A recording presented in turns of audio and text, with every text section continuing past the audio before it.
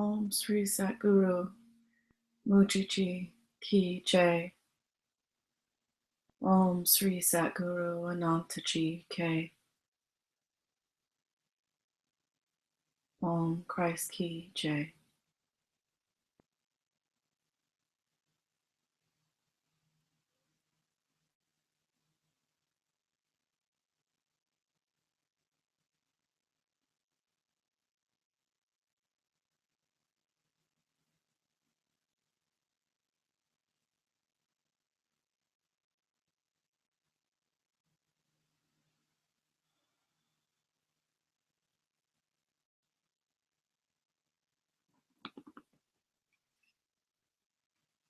Start today with a meditation.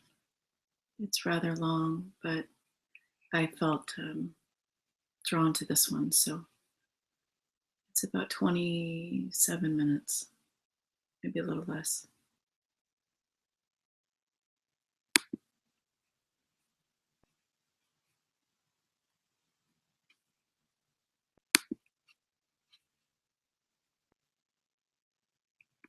Relaxation, of ease,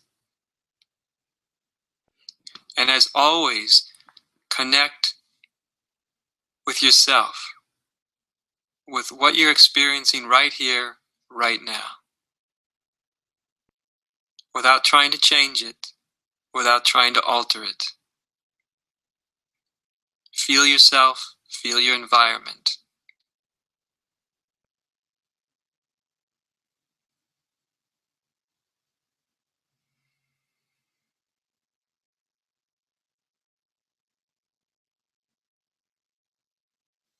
Letting the tension in the body let go, allowing it to relax.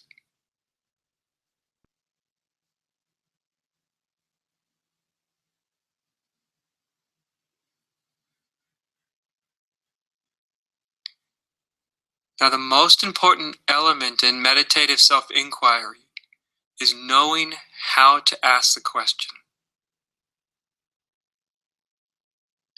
Knowing how to introduce the question into the silent mind, into the core of your being.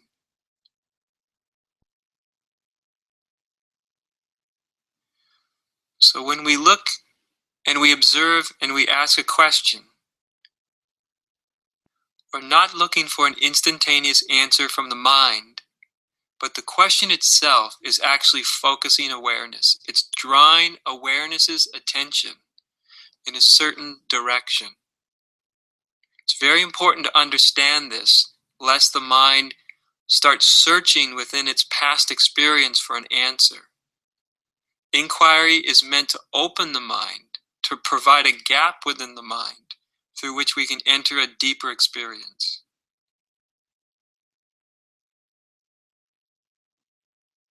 So in order to find out who and what we truly are, we first look at what we're not. We first look at what we assume we are, what we have been taught that we are. And we start with the most obvious and elemental parts of our experience. So the first one is thought. Most human beings find themselves, find their identities in thought. Most people think that they are who they think they are, whether they think they're good or bad, or worthy or unworthy, deserving or undeserving. These are all thoughts in the mind. And so for most human beings, their identity, their sense of self, is actually being generated by the mind. This sense of self that's generated by the mind is what I call the false self.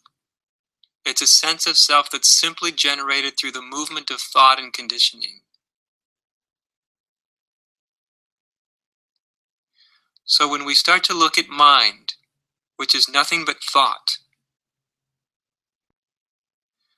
we start to notice that there is thought.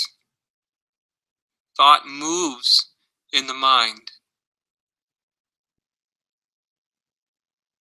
And the assumption is that you are your thoughts, that somehow your thoughts tell you about yourself. But when we start to explore it, you start to notice that there is thought, and there is also awareness of thought.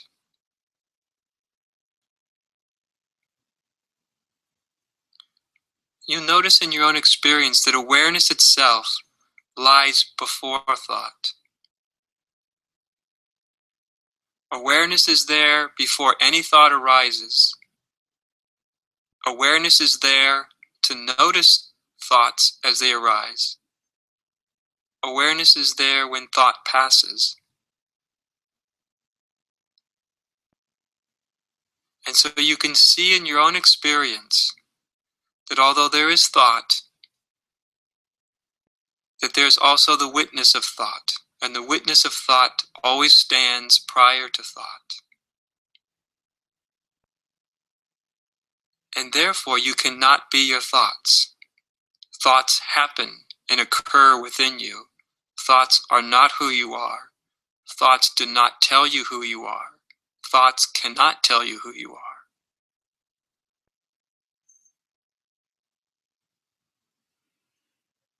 When we look at feelings and the various sensations in the body, to have a human body is to have feelings and sensations.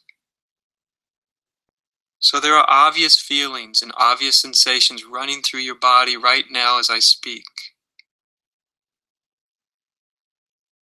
Your attention may be drawn to different feelings or different associations, different places in your body.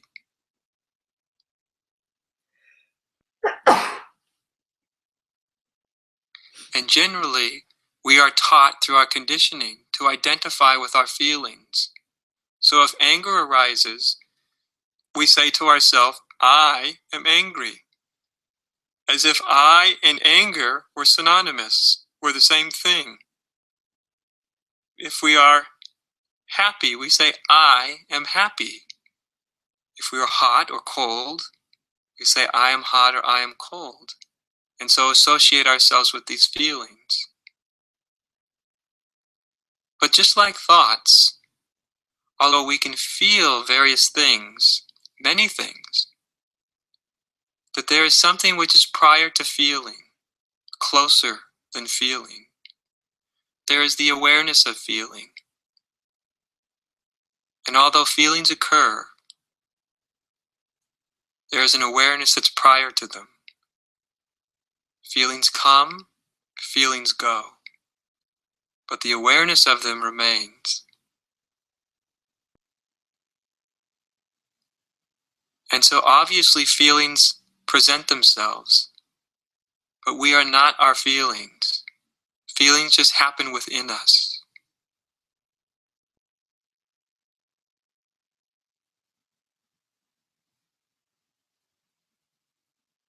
We also find that minds, human minds, have beliefs, a whole array of beliefs. Beliefs about who we are, beliefs about others, beliefs about the world, beliefs about what's right and wrong, good and bad, beliefs about how things could be or how they should be, beliefs of an almost infinite variety. These beliefs float through our mind as conditioned patterns. We have been taught to associate ourselves with the various beliefs in the mind, to the point where we actually start to identify with the beliefs. We will say, I am a Buddhist, I am a Democrat, I am a Republican, I think this, I think that, I believe this, I believe that. And therefore, we start to derive our personal identities through what we believe and what we disbelieve. And yet through investigation, in a willingness to look again, to look closer, to look more deeply, at this moment, we can see that beliefs also are things that appear within awareness. That a belief is just a thing, just a thought. That a belief is not who you are. That a belief does not define you, or the world, or others. And so, while the mind derives its identity through belief, in truth, belief is simply a pattern of conditioning that flows through mind. And there is an awareness that's prior to belief. There is that noticing of belief. And the noticing of belief is more intimate, closer than the belief itself.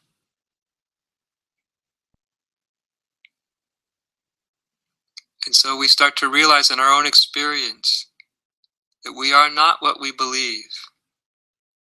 Beliefs do not define who we are. Beliefs are something that's witnessed by consciousness.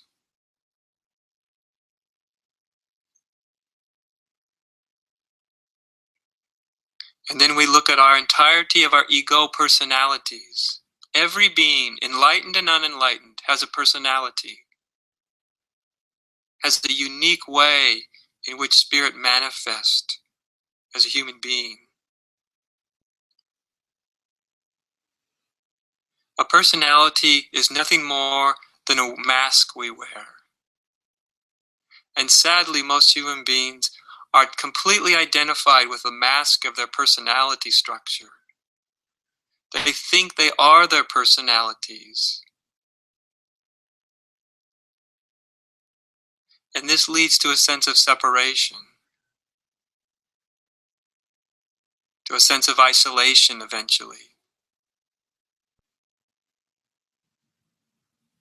But when we start to see that personality is a thing that belongs to the body and the mind, that personality itself is something that's being witnessed from within. One can be aware of their personality.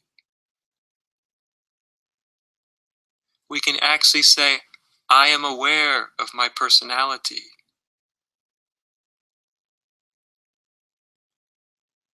And so this means that personality is an object that we are aware of.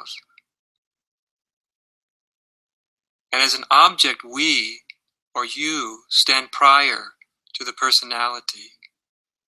The awareness of personality stands prior to personality. And so while there is personality, while there is ego, through investigation, you can begin to see and experience that you are not your personality. You are not the ego.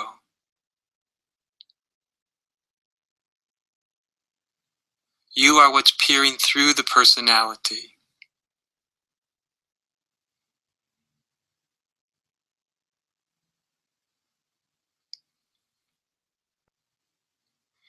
In the ancient tradition of Greek theater, this is where the concept of persona came from. A persona was something that the actor would wear. It was a mask they would put on the front of their face. They would assume a persona. And then they would play the part in the play, acting out the persona's ups and downs and history and trials and tribulations.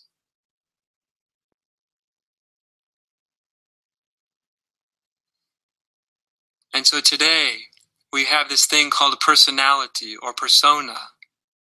And we've forgotten that the original meaning of persona was something that we wear, something that we peer through.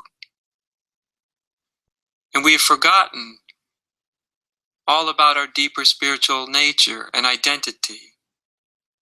We have been taught that our personality or persona defines who we are. But this is as silly as putting on a mask at Halloween and then thinking you are the mask.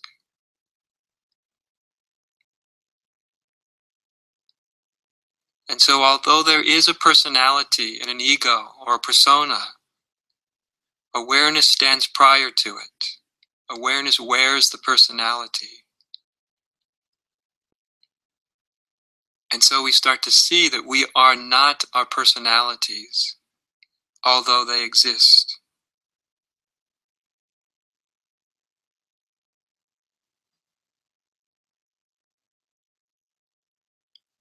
And so we are exploring what we are through exploring what we're not. Through looking at our assumptions, through looking at everything we have identified ourselves to be, and seeing that in each and everything that we identify ourselves as, that there's actually something that stands prior to it, something that stands before it. There is always awareness of thought, awareness of feeling, awareness of persona, awareness of body, mind.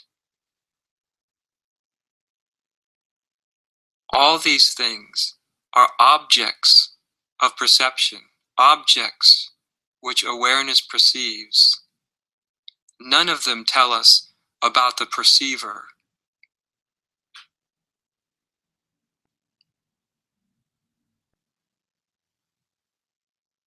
And so as we look deeper in a silent meditative way, we ask ourselves, what am I really then? What am I really at the core of my being? And we come upon, when we look within, behind all objects of perception, what we find is awareness or consciousness. And there we find the first assumption, the first illusion, that awareness is something that I possess. In fact, we say it in our daily language all the time. I am aware, or I am conscious. And we assume that it's true. We assume that awareness is something we possess.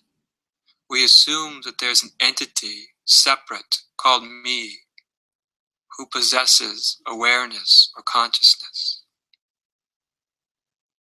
And so we bring meditative self-inquiry to this fundamental illusion, this fundamental assumption.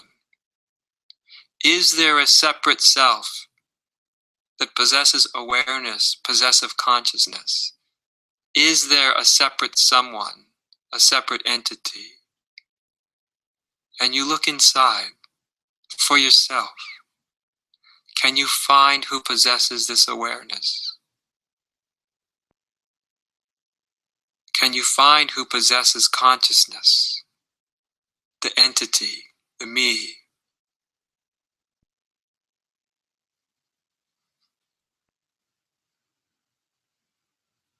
And as we look inside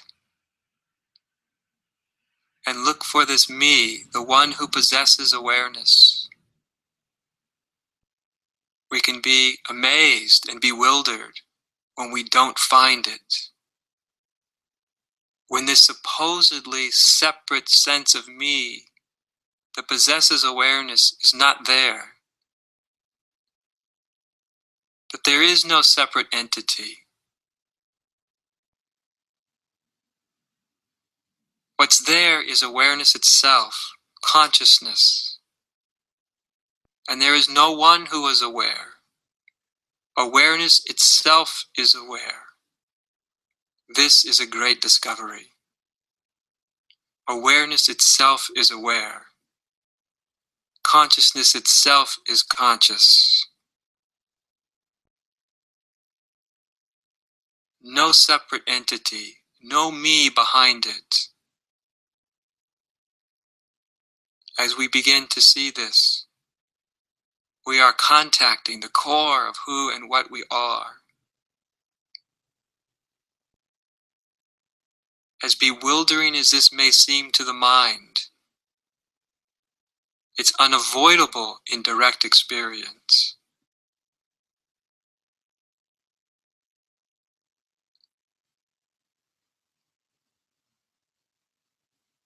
as we let go of this belief in a separate identity and realize ourselves to be the underlying awareness.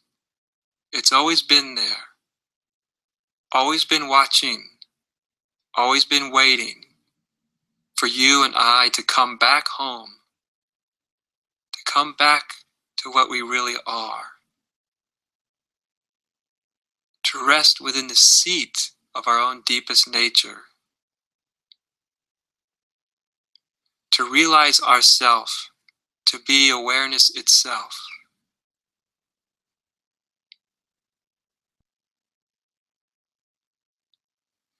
And we can explore this awareness. We can look in our own experience right now and here. Does this awareness have an age? Does this awareness have a gender? Is it a male awareness or a female awareness? Or is it simply awareness itself?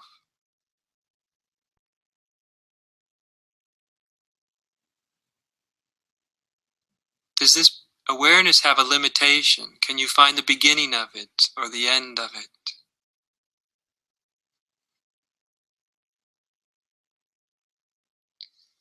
These are not questions meant to be answered in the mind. I'm simply directing your attention back to its source.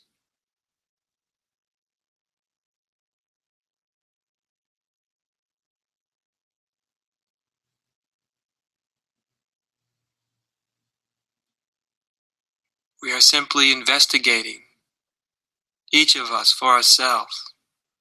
What's our true nature? We have been taught and we have been told that this realization is difficult, that to wake up from the separate me identity is hard and takes years.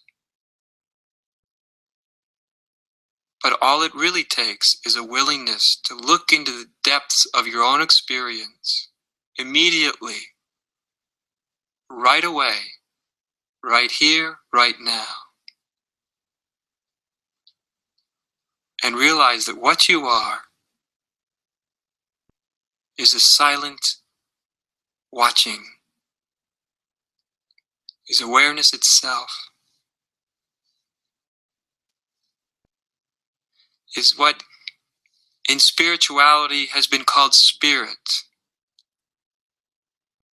something without form, without shape, without gender, without age. Spirit is awareness. Awareness is spirit.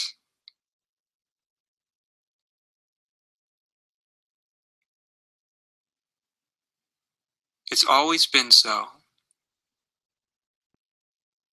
It has always been who we are.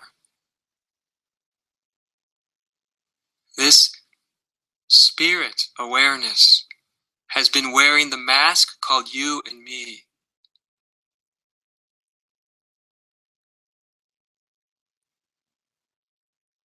And like most human beings, we have lost ourselves and identified ourselves as the mask, as the persona.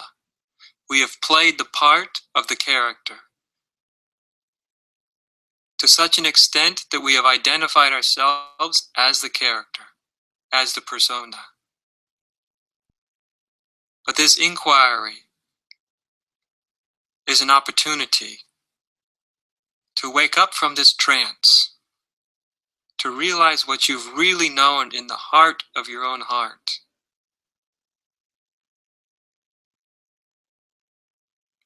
That this personality, these bodies, these minds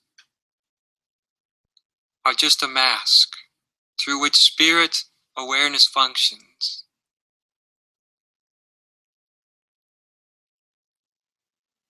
And through this investigation, wordlessly, silently,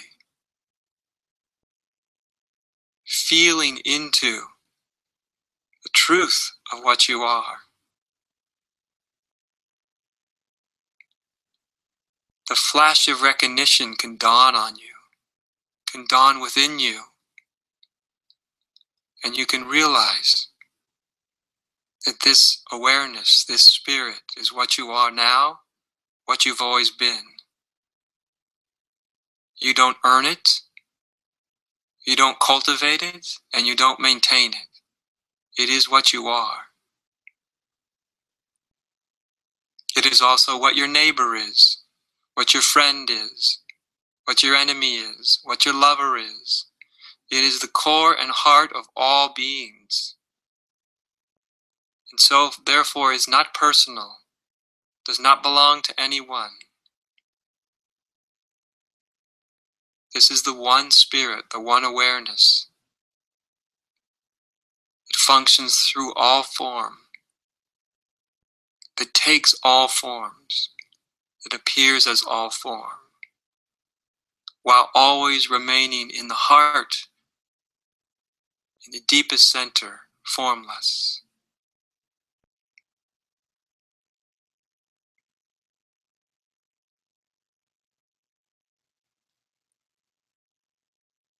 And so this is an invitation I give to you to rest in the mystery of what you are, to give recognition to this mysteriousness of being awareness, spirit itself, to return to direct experience and not stay lost within the trance of mind.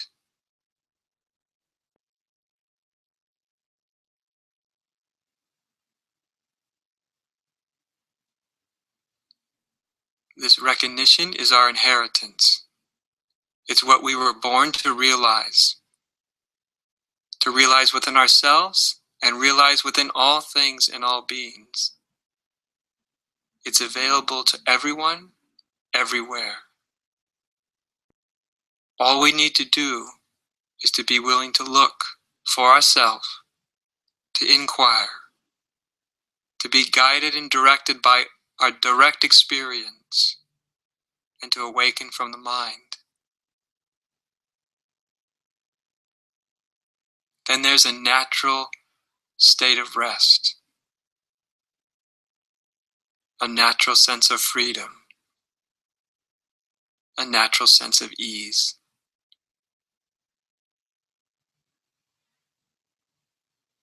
And we can be consciously what we've always really been.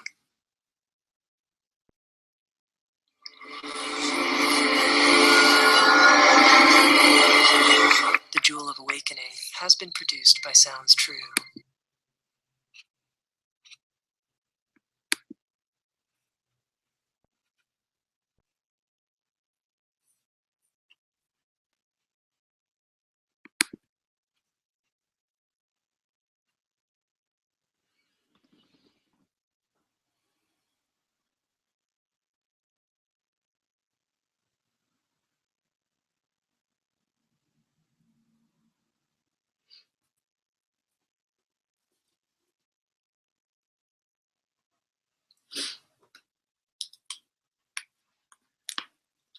Chapter 8, Resurrecting Jesus by Adyashanti. Jesus said, "Let him who seeks continue seeking until he finds. When he finds, he will become troubled. When he becomes troubled, he will be astonished, and he will rule over all." Gospel of Thomas. The next healing story I want to examine is the healing of Legion. Legion doesn't have a physical illness. He's not a paralytic. He's not blind. He's not bleeding. His hand isn't withered. Legion's illness is of the mind, of the psyche. In modern vernacular, we'd probably just call him insane. Possessed by demons. Legion, when Jesus meets him, is clearly mad. No one can control him, and he cannot control himself. The Gospel of John calls him a man with an impure spirit, and often he's heard screaming late at night. This man lived in the tombs, and no one could bind him anymore, not even with a chain. Mark 5:3 NIV. This is someone unbalanced and unrestrained, someone profoundly unstable mentally and emotionally. He is literally out of control.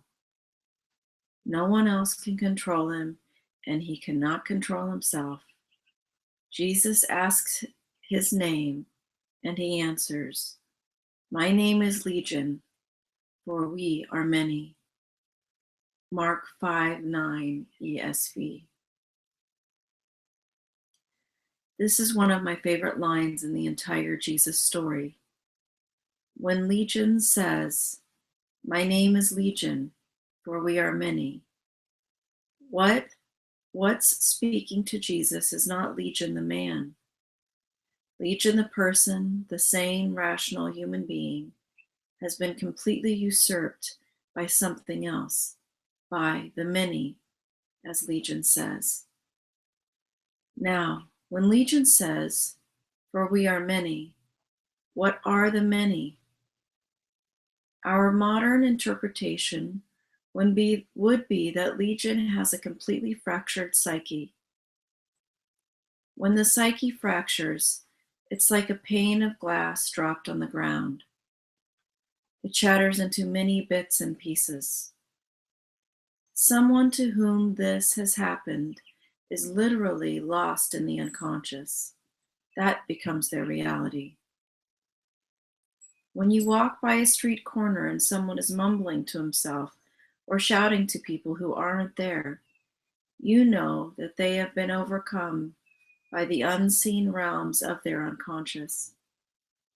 For someone who's had a psychotic break, the unconscious is reality, as chaotic and unpredictable as it may be.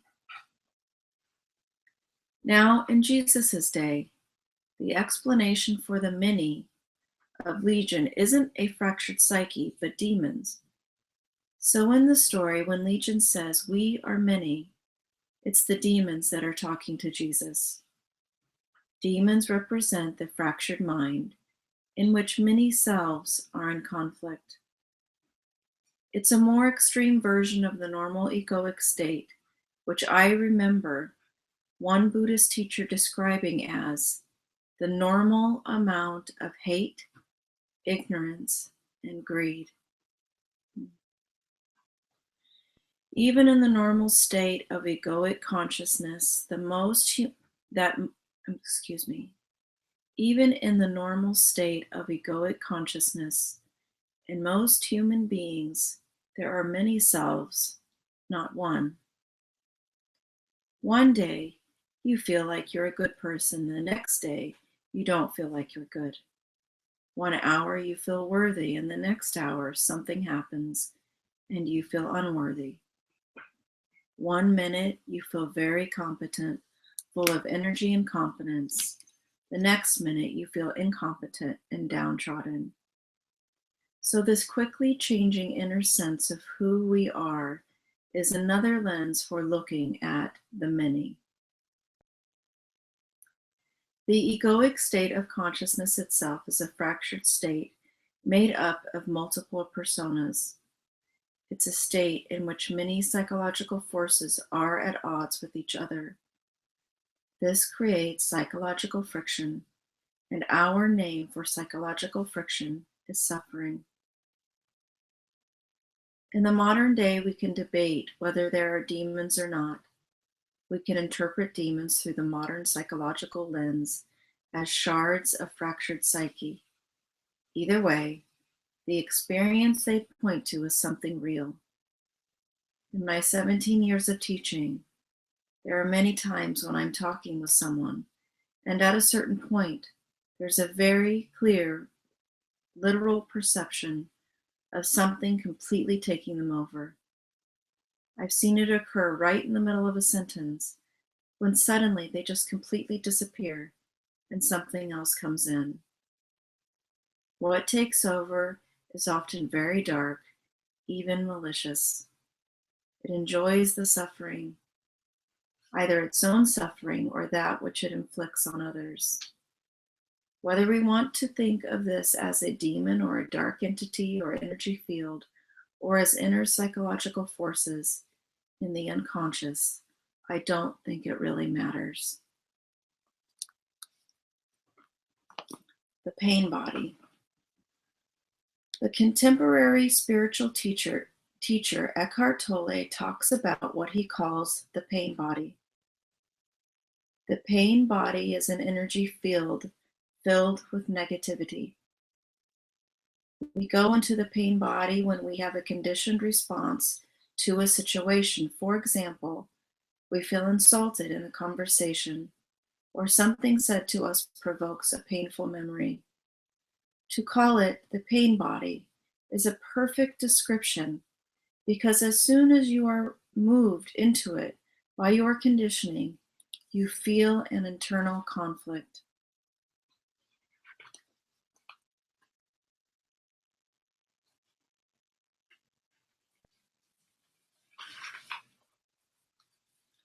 If you're sensitive, if your perception is open, you can feel when someone moves into the pain body, even if they aren't saying anything.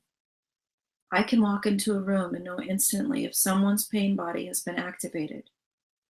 People are thrown into it because of how they are programmed inside to react to various circumstances. You could also see demons as the pain body. If the pain body gets really intense, it takes over consciousness and you are totally lost. So, Legion is many, and he is completely lost. His humanity has been taken over by the darker forces. Now, one of Jesus' great healing powers is the ability to cast out demons. In other words, to cast out pain, suffering, and darkness. When Jesus addresses Legion's demons, quote, "Come out of this man, you impure spirit," Mark 5:8 NIV, the demons beg him not to simply cast them out. They don't want to be annihilated. Instead, seeing a large herd of pigs nearby, the demons beg Jesus, "Send us among the pigs, allow us to go into them." Mark 5:12 NIV. It's a very bizarre twist in the story. So Jesus gives the demons permission to enter this herd of pigs, about 2,000 in number. As soon as the pigs are infested with these demons, with the pain body, with suffering, they rush off a cliff into the sea and drown. Now, this is very dramatic, but remember that each element of the story is made larger than life because it's trying to represent something inside our experience so obvious that we can't miss it. Here it represents our own inner demons, not necessarily as entities, but simply as the shadow side of certain energies. Joseph Campbell, the great scholar of myth, wrote, "God suppressed become devils, and often it is these devils whom we first encounter when we turn inward."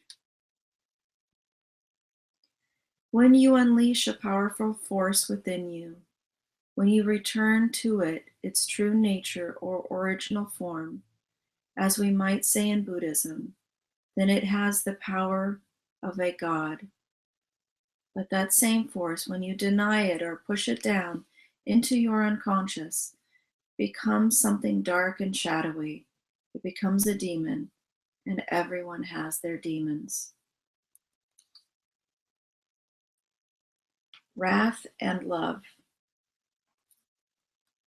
I used to hold retreats in a wonderful Tibetan Buddhist temple, and inside the meditation rooms, the walls were covered with thangkas. Thangkas. Thangkas. Thangkas are paintings on silk depicting all different kinds of deities. And these deities are actually representations of psychological, emotional, and spiritual forces within you. So imagine this meditation half full of thangkas showing dozens of different deities, some of them quite graphic. There are wrathful deities with blood dripping off their teeth, skulls in their hands, or a bloodied sword they've just used to lop somebody's head off. And there are also deities who are quite heavenly and beautiful, healing deities who are soft and open and available. From demonic to beatific and everything in between, a whole array of human experience and emotion can be found among these deities. In Tibet, these thangkas are used as objects of contemplation. Traditionally, you might use the image of a particular deity as an object of meditation, and by doing this, you're evoking what that artistic representation symbolizes within you. So if you're meditating on a wrathful deity of great energy, and you meditate on it very deeply, it will start to evoke that reality, that energy within you. It may be an energy that makes you very uncomfortable. It may bring up unresolved issues in your life, issues that have to do with a particular energy field, that psychological and spiritual force evoked through the contemplation of the deity. This can be a very powerful practice because it scours the depths of the unconscious, and in doing so, it brings to light the very best in you, the saintly, heavenly aspect of your nature, and also the darkest, most horrific parts of your nature. Because it's only when we can see all of ourselves, the light and the shadow, the good, bad, and indifferent, that we can embody these energies so they're no longer frightening and in possession of us.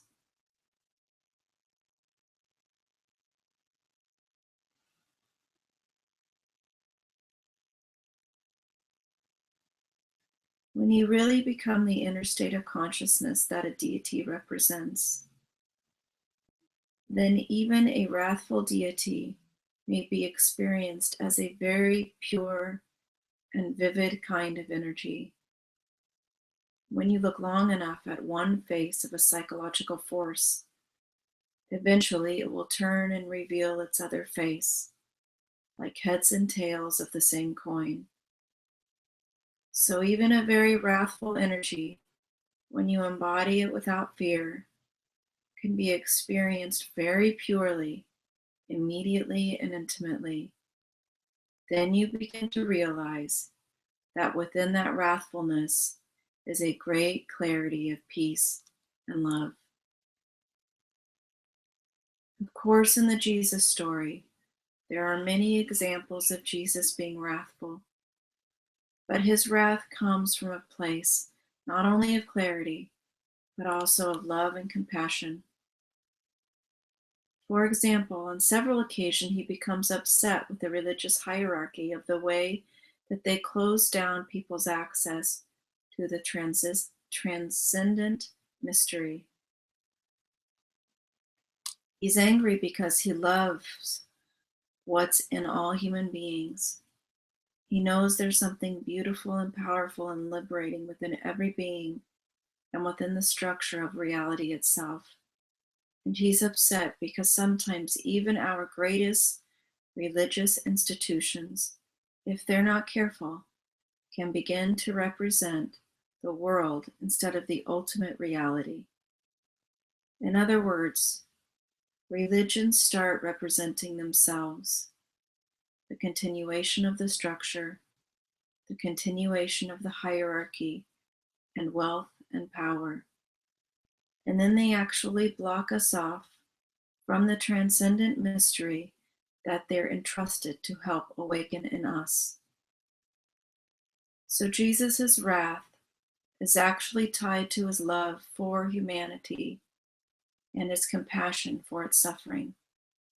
Anything that perpetuates that suffering becomes the object of his wrath. As I've said, Jesus is a man of action.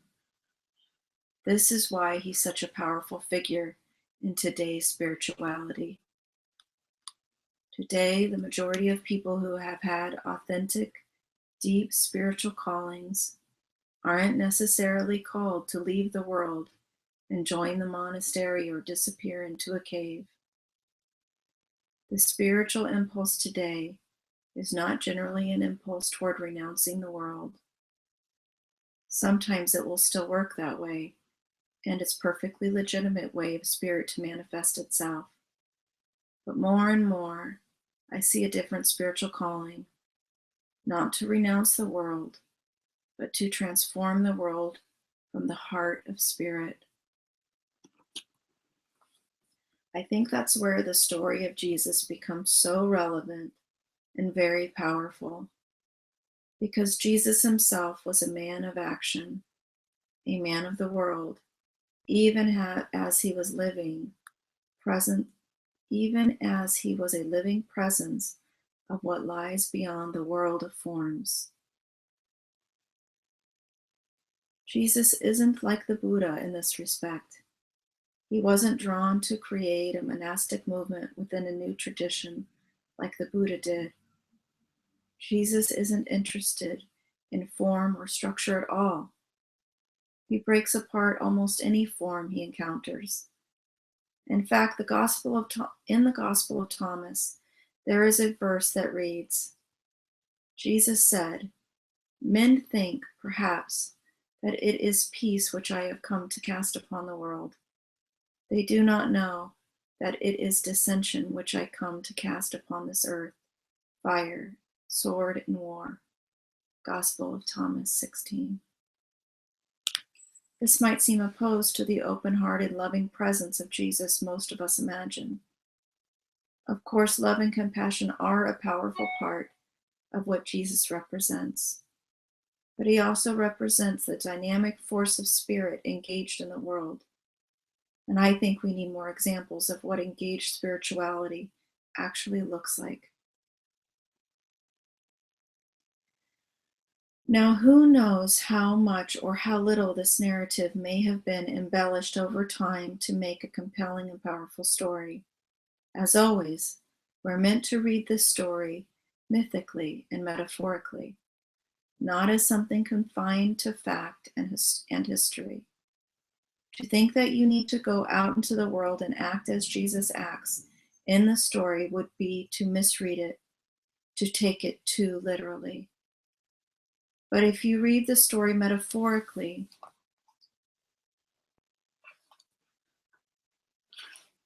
you can start to get the feel for the more engaged spirituality, what could be called spirituality in action, reoriented toward divine being.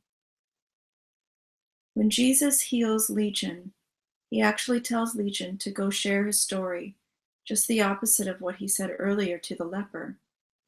As I often say to people, the movement of spirit isn't really consistent. It moves in a way that feels appropriate and on the mark at the time. If to sin is to miss the mark, then not to sin is to be on the mark. To be on the mark means to know what is needed and true and relevant right here and right now. So of course, if one has to stay very awake, very present, and very open to what's required in the present moment. When the demons are cast out from him, Legion is transformed. He's sitting there in total peace and total well-being. He's no longer missing the mark. He's no longer many. He's now one. This is an example not of a physical healing, but of a psychological and spiritual healing. When Jesus took those forces of conflict out of Legion, then Legion's whole being naturally oriented itself around this oneness of divine being. The image of Legion sitting perfectly calm, perfectly composed, tells us he has become one. Now, my sense is that Jesus told Legion to go out and tell people what happened because Legion received a healing that was not just physical. Legion received a very deep spiritual healing. In a certain sense, Legion was rendered enlightened, and that's what Jesus wants to convey. That's what his mission is all about. Waking up to the divine being inside yourself. Legion has had an inner spiritual revolution.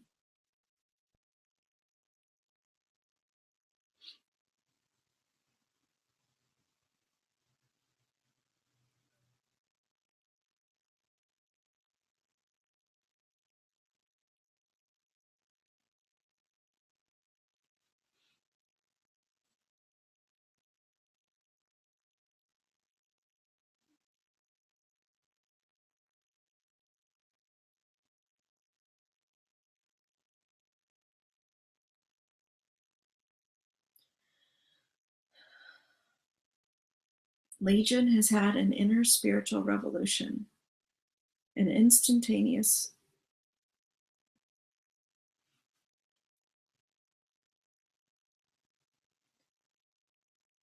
brightening of his being.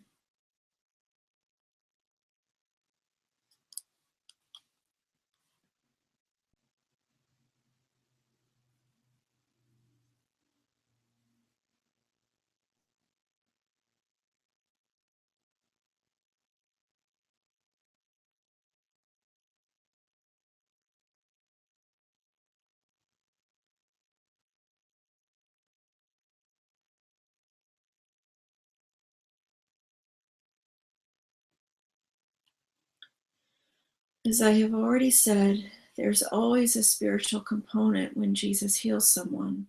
But as we saw earlier, when the leper was healed, he ran off and told everyone what had happened and didn't go to the temple for purification. That's an indication that his inner being wasn't completely righted. Otherwise, he would have followed through with what Jesus asked of him. On the other hand, when Jesus is getting into the boat to leave, Legion begs to come with him.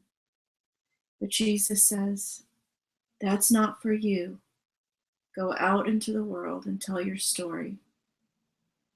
You see, Legion is completely righted. Legion is rendered enlightened. He doesn't need to follow Jesus, and Jesus knows that.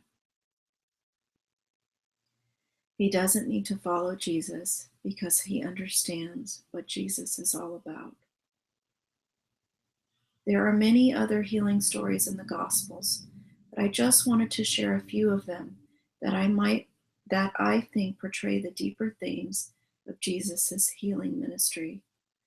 As I read it, the whole healing ministry was really Jesus' first form of teaching. Later in the story, he starts to move away from the medium of healing, and you can understand why. Once you're a known healer, everybody wants to be healed. Wherever Jesus goes, people crowd around him. At times in his story, he's trying to get away from the crowds and have a little solitude. Jesus didn't care about this kind of adulation.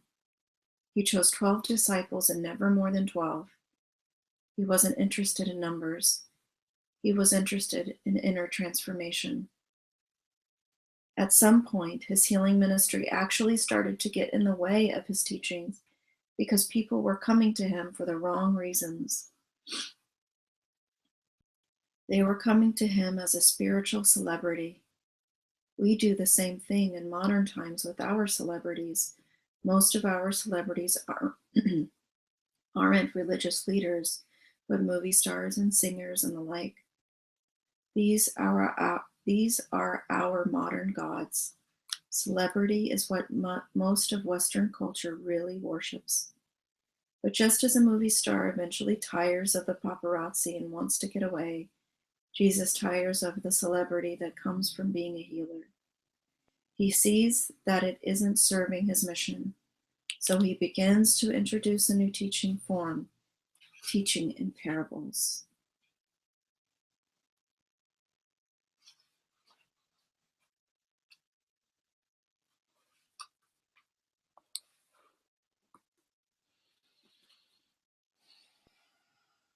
Thank you for joining.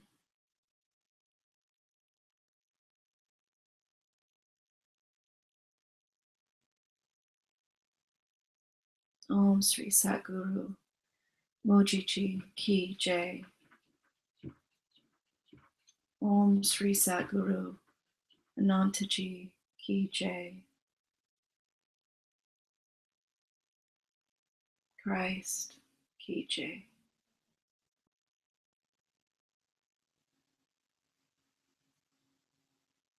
Om Namah Shivaya.